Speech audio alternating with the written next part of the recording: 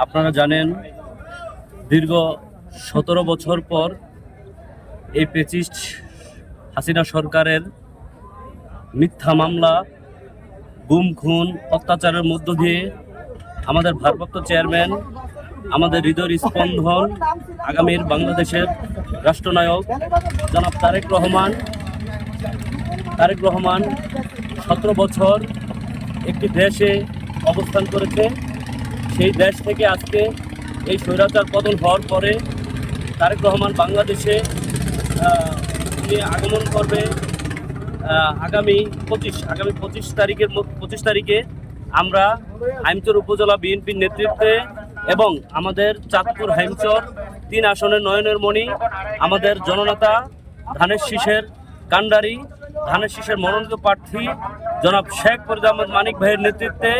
আমরা হাজার হাজার নেতাকর্মী এখানে উৎসব মুখর পরিবেশে আমরা আনন্দ উল্লাসভাবে আমরা লঞ্চে করে আমরা আমাদের নেতাকে বরণ করার জন্য আমরা এই মেঘনা নদী পার হয়ে আমরা ঢাকায় অবস্থান করার উদ্দেশ্যে ইতিপূর্বে আমরা এখানে একত্রিত হয়েছি। ইনশাআল্লাহ আমাদের নেতাকে পেয়ে এই ১৭ বছর আমাদের নেতা যখন ওই লন্ডন থেকে মেসেজ করেছে যে উনি বাংলাদেশে আগমন করবে,